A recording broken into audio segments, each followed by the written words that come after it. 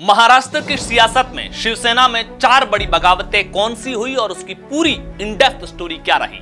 महाराष्ट्र की सियासत पर किस्सा सियासी के पिछले एपिसोड में हमने पहली बड़ी बगावत की कहानी बताई। बगावत जो छगन भुजबल ने की, बगावत जिसकी वजह से बाल ठाकरे के हाथों से महाराष्ट्र पुलिस ने हथकड़ियां डाल दी थी।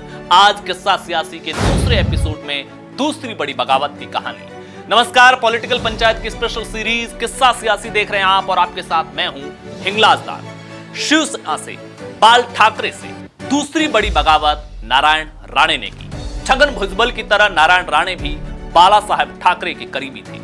नारायण राणे मुंबई के चैंबूर में रहते थे। कोंकण के कणकवली इलाके से ताल्लुक था। राणे मराठा भी थे और कोंकण में पार्टी को मजबूत भी उन्होंने ही किया था और दूसरे राज्यों के लोगों के खिलाफ चलने वाले आंदोलन में भी वो बढ़ चढ़कर भाग लिया करते थे। इसी बीच 1995 में शिवसेना बीजेपी की महाराष्ट्र में सरकार बनी और मनोहर जोशी को ठाकरे ने सीएम बनाया। ठाकरे रिमोट कंट्रोल से सरकार चलाना चाहते थे, लेकिन समय के साथ ठाकरे और जोशी के रिश्तों में दूरियां आई तो ठाकरे ने जोशी को हटाकर नारायण राणे को महाराष्ट्र का मुख्यमंत्री बना दिया।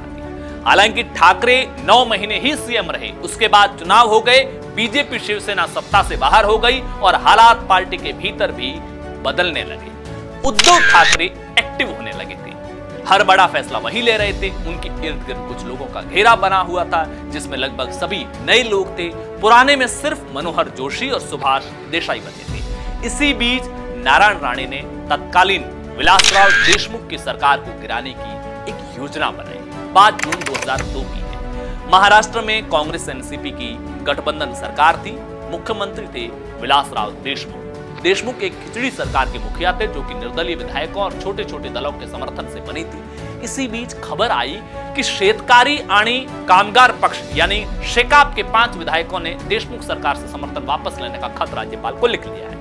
शेकाप ने सुनील तटकरे नाम के नेता को कैबिनेट में लिए जाने का विरोध किया। शेकाप का मानना था कि एनसीपी के तटकरे ने रायगढ़ के जिला परिषद चुनाव में उनकी उम्मीदवार सुप्रिया पटेल को हराने का काम किया था।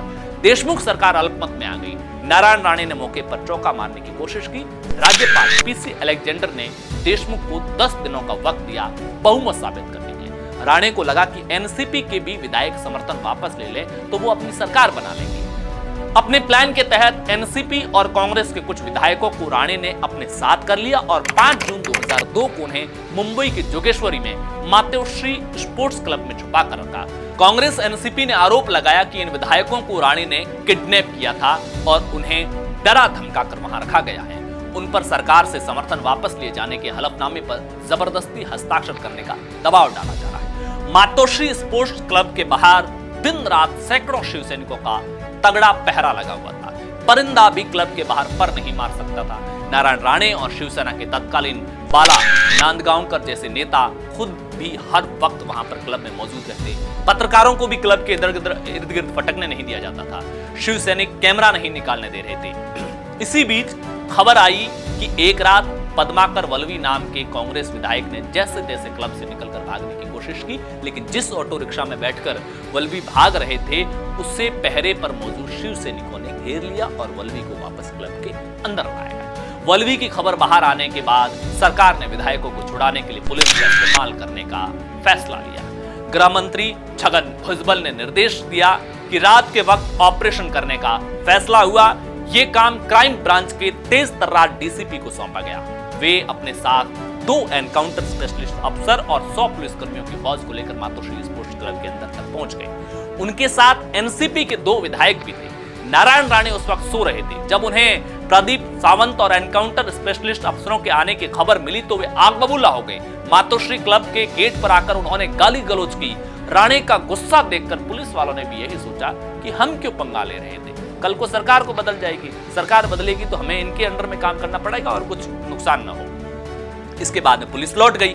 इधर राणे ने मातोश्री स्पोर्ट्स क्लब के भीतर कुछ टीवी पत्रकारों को बुलाया, सभी विधायकों का कैमरे के सामने परिचय करवाया और कहलवाया कि कोई किडनैपिंग नहीं हुई है, हम अपनी मर्जी से यहाँ पर हैं। इधर 13 जून 2002 की तारीख मुकर्रर हुई विलासराव देशमुख के लिए विधानसभा में बहुमत साबित करने की। शिव सैनिकों के पहरे के बीच राणे अपने साथ मौजूद विधायकों को लेकर विधान भवन पहुंचे। विधान भवन पहुंचने के पर राणे ने सभी विधायकों को अपने कैबिन में ले गए।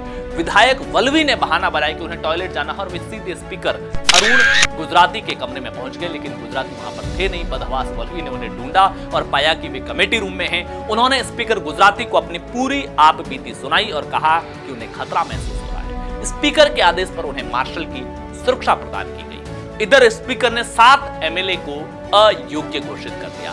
विधानसभा में सीटों की संख्या घटकर 288 से 281 हो गई। पीडब्ल्यूडी के विधायकों ने वोटिंग में भाग लेने का फैसला कर लिया। अब सरकार बचाने के लिए चाहिए थे 138 विधायकों के वोट। वोटिंग हुई तो विलासराव देशमुख की जीत हुई और उनके समर्थन में आए 143 वोट, विरोध में गई 133 वोट। राणे निराश थे। उनको लग रहा था कि इस ऑपरेशन को असफल करने के पीछे उद्धव ठाकरे और गोपीनाथ मुंडे का हाथ था। बाल ठाकरे के बारे में माना जाता है कि शुरुआत में तो वो पक्ष में थे, लेकिन जब उद्धव ठाकरे मातोश्री स्पोर्ट्स क्लब गए और नारायण राणे ने उन्हें वहां पर रिसीव नहीं किया तो उद्धव नाराज हो गए। राणे को शक है कि इसके बाद उद्धव ने बाला साहेब के कान भरे और फिर बाला साहेब ने ऑपरेशन का समर्थन करना बंद कर दिया। गोपीनाथ मुंडे पर शक इसलिए था क्योंकि राणे को लगता था कि गोपीनाथ की खुद की सीएम बनने की महत्वाकांक्षा थी। खैर, मुंडे तो बीजेपी के आदमी थे। राणे के साथ घात तो उनकी पार्टी के उद्धव ठाकरे ने की और इस बात से राणे काफी दुखी हुए। राणे और उद्धव के बीच में दुनिया बढ़ने लगी। 2003 में जब बाला साहिब ने उद्धव को वारिस घोषित किया तो ये नाराजगी और बढ़ गई। नारायण राणे को पार्टी की अहम बैठकों से किनारा किया जाने लगा। उनके करीबियों को न तो चुनाव में ज्यादा टिकट मिले और न ही संगठन में ज्यादा पद। वो जब कोई सभा करने जाते तो मातोश्री से कार्यकर्ताओं को फोन जाता है कि राणे की सभा में भीड़ नहीं होनी चाहिए। हालांकि बाल ठाकरे अब भी राणे को पसंद करते थे। नारायण राणे के मुद्दे पर कई बार बाल ठाकरे और उद्धव ठाकरे के बीच झगड़ा भी हो जाता था।